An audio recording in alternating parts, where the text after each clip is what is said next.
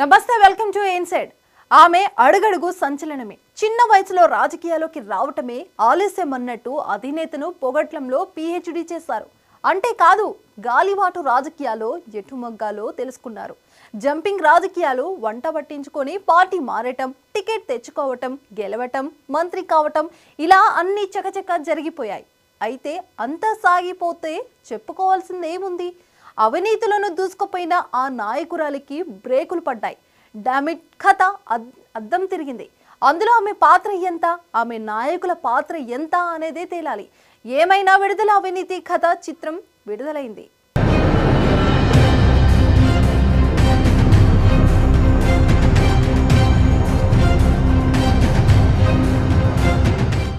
అక్క నడిచొస్తే మాస్, అక్క నిలబడితే మాస్, అక్క లుక్కేస్తే మాస్, మమ మాస్.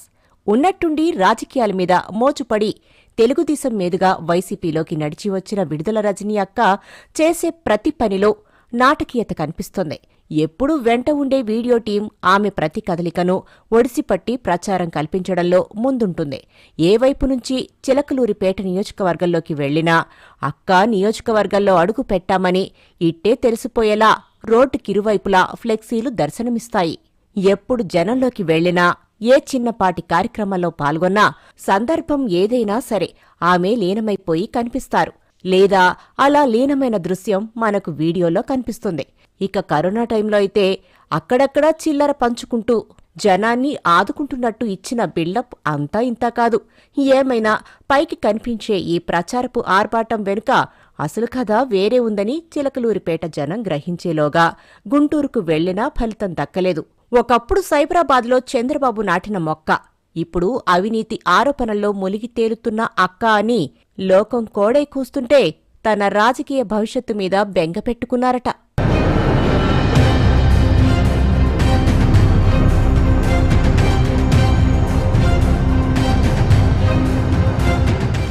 సేవ చేస్తానంటూ రాజకీయాల్లోకి వచ్చిన విడుదల రజనీకి అసలు సిసల రాజకీయాలేంటో కొద్ది రోజుల్లోనే వైసీపీ నేర్పినట్టు కనపడుతోంది. కాస్త చెబితే చాలు దూసుకుపోయే నేర్పరితనం ఉన్న విడుదల రజనీ ఎక్కడ ఎలా డబ్బు పిండుకోవచ్చునో సులభంగానే నేర్చుకున్నారు. ఆమె నైపుణ్యాలకు ముగ్ధుడైన అప్పటి ముఖ్యమంత్రి వైఎస్ జగన్మోహన్ రెడ్డి 2.5 ఏళ్ల తర్వాత మంత్రివర్గ విస్తరణలో వైద్య ఆరోగ్య శాఖ మంత్రి పదవి అప్పచెప్పారు. ఇక అప్పటి నుంచి ఆమె విశ్వరూపం మొదలైందని చిలకలూరిపేటలో ఇప్పుడు ఎవరిని కదిలించినా కథలు కథలుగా చెబుతారు. మంత్రి పదవిని అడ్డం పెట్టుకుని పోలీసు, మైనింగ్ అధికారులతో కలిసి వ్యాపారుల్ని బెదిరించి డబ్బులు దండుకున్నట్టు కూటమి పాలనలో బయటపడింది. డబ్బులిచ్చిన వాళ్లు ప్రభుత్వానికి, పోలీసులకు ఫిర్యాదు చేశారు. ఇలా ఓ వ్యాపారి చేసిన ఫిర్యాదు మీద విజిలెన్స్ దర్యాప్తు చేయడంతో సంచలన విషయాలు వెలుగులోకి వచ్చాయి. స్టోర్ క్రషర్స్ నడిపేవాళ్లు మంత్రిగారికి అడిగినంత కప్పం కట్టకపోతే అక్రమ మైనింగ్ అంటూ అధికారులతో 50 కోట్ల ఫైన్ వేయించారు. దాంతో వాళ్లు కాళ్లబేరానికొచ్చి 2 కోట్లు అమ్మగారికిచ్చి ఈ కథ నడిపిన పోలీస్, మైనింగ్ వాళ్లకు 10 లక్షలిచ్చి కథ సుఖాంతం చేసుకున్నట్టు విజిలెన్స్ నిర్ధారించింది. ఇది మచ్చుకు ఒకటి మాత్రమే. ఇంకా ఎంతో మంది బయటకొచ్చి మాట్లాడటం మొదలుపెట్టగానే వాళ్ల డబ్బులు వాళ్లకిచ్చి ఓ నమస్కారం పెట్టేసినట్టు పేటలో అందరూ చెప్పుకుంటున్నారిప్పుడు.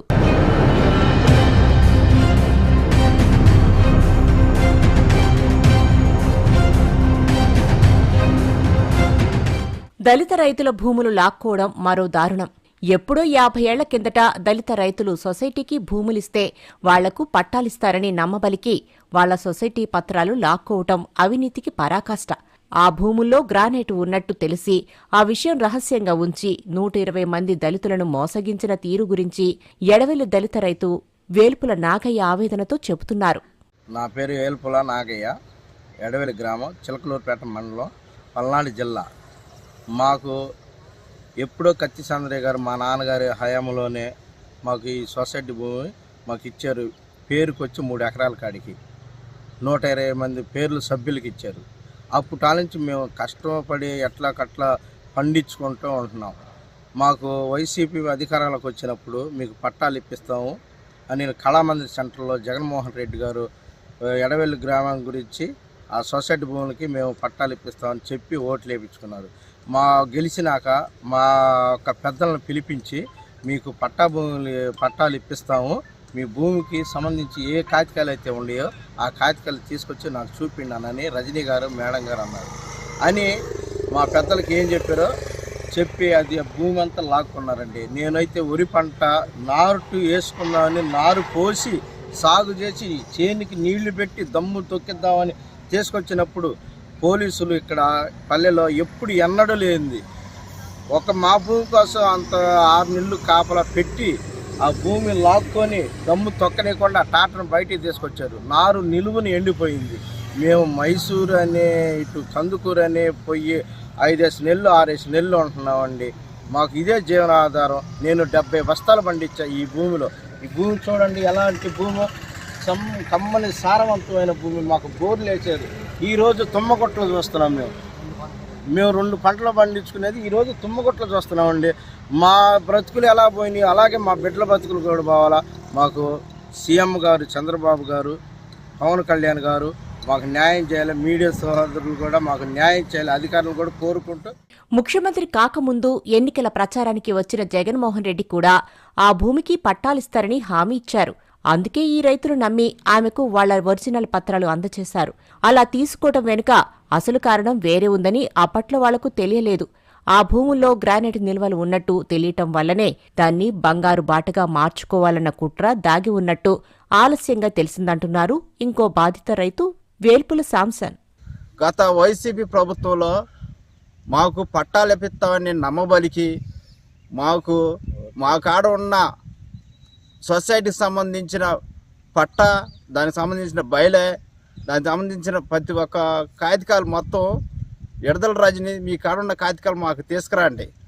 వాడికి తీసుకొస్తే వాడు చూసి మేము మీకు పట్టాలు ఇప్పిస్తామని నమ్మబలికి మా కాడ ఉన్న కాగితాలు తీసుకొని ఆ కాగితాలు వాళ్ళ దగ్గర ఉంచుకొని మామూలు మోసం చేసి అసలు మీ కాడికి సంబంధించిన ఏమీ లేవు, మీకు అసలు దానికి సంబంధించి ఏమీ లేదని మాకున్న 400 ఎకరాల పొలము మొత్తం ఎడదల రజని, సద్దర రామకృష్ణారెడ్డి, వైఎస్ జగన్మోహన్ రెడ్డి మా భూములో గ్రానైట్ ఉందని దీని మీద సర్వే చేసుకునే వాళ్ళు మా భూమిని కాజేశారు. ముఖ్యమంత్రికి, ఉప ముఖ్యమంత్రికి, ఎంపీకి ఈ విషయం చెప్పి న్యాయం చేయాల్సిందిగా కోరారు రైతులు. కానీ స్థానిక అధికారుల్లో మాత్రం చలనం రాలేదు. అదెలా అన్నది ఈ రైతులకు అర్థం కావటం లేదు. చిలకలూరిపేట అధికారులను ఎవరు కంట్రోల్ చేస్తున్నారో తెలియటం లేదని బేలగా చెబుతున్నారు కాకాని రోసయ్య. స్థానిక ఎంపీ గారు శ్రీకృష్ణదేవరాయలకి ఫిర్యాదు చేశాం. మా భూములు అన్యాయంగా విడదల రజనీ గారు లాక్కుందని ముఖ్యమంత్రి గారికి ఫిర్యాదు చేసి సర్వే చేయమని చెప్తే ముఖ్యమంత్రి గారు, ఉప ముఖ్యమంత్రి గారు, లోకేష్ బాబు గారు మా అర్జీలన్నీ మేము అనుకున్న దానికి వాళ్ళు మీకు న్యాయం చేస్తామని ఎంఆర్ఓ ఆఫీస్కి మా అర్జీలు పంపడం జరిగింది. ఇక్కడ ఎంఆర్ఓ ఆఫీస్లో మాకు న్యాయం చేయట్లేదు. కలెక్టర్ గారి ఆఫీస్ నుంచి కూడా ఈ భూములు అన్యాయం జరిగిందని వీళ్ళు ముఖ్యమంత్రి గారికి, ఉప ముఖ్యమంత్రి గారికి, లోకేష్ బాబు గారికి ఫిర్యాదు చేశారు. వాళ్ళ భూములు సర్వే చేయండి, సబ్ డివిజన్ పేరుతో 1B అడంగుల్లో దొంగ పట్టాలు పుట్టించి బినామీ పేర్లతో మా భూములు దొంగ పట్టాలు పుట్టించుకొని మైనింగ్ అధికారులకు అవి ప్రైవేటు భూములని మైనింగ్కి అమ్ముకోవటం, వాటిని లీజుకి ఇచ్చుకోవటం, అన్యాయంగా మా భూములు అన్యాక్రాంతం చేసి మైనింగ్ చేస్తామన్నారు. వాళ్ళ విషయమై అనేక సార్లు ఫిర్యాదు చేసినా ఎవరూ పట్టించుకోలేదు. ఒక ముఖ్యమంత్రి గారికి ఫిర్యాదు చేస్తేనే మన చిలకలూరుపేట ఎంఆర్ఓ వాళ్ళు పట్టించుకోలేదంటే మేము ఇంక ఎవరికి ఫిర్యాదు చేస్తే మా మొర ఆలకిస్తారో ముఖ్యమంత్రి గారికి, ఉప ముఖ్యమంత్రి గారికి, స్థానిక ఎంపీ శ్రీకృష్ణదేవరాయలు, కలెక్టర్ గారు ఇంతమంది చెప్పినా చిలకలూరుపేట ఎంఆర్ఓ ఆఫీసులో లెక్కలేదంటే ఇంకా ఎంతవరకు అన్యాయం జరుగుతుంది మన చిలకలూరుపేట ఎంఆర్ఓ ఆఫీసులోనే. ఇందిరాగాంధీ హయాంలో కలెక్టర్ కత్తి చంద్రయ్య 120 కుటుంబాలను ఒక సొసైటీగా ఏర్పాటు చేయించి 416 ఎకరాల భూమి కేటాయిస్తే ఇప్పుడు విడుదల రజని ఆ భూమికి ఎసరు పెట్టిన వైనం బయటకొచ్చింది. ఇప్పటికే బయటపడ్డ అనేక ఆరోపణలకు తోడుగా వెలుగు చూసిన ఈ అవినీతి కథాచి ముగింపు మాత్రం ఇంకా తేలలేదు. అప్పటిదాకా దళిత రైతుల ఎదురుచూపులు తప్పేట్టూ లేవు.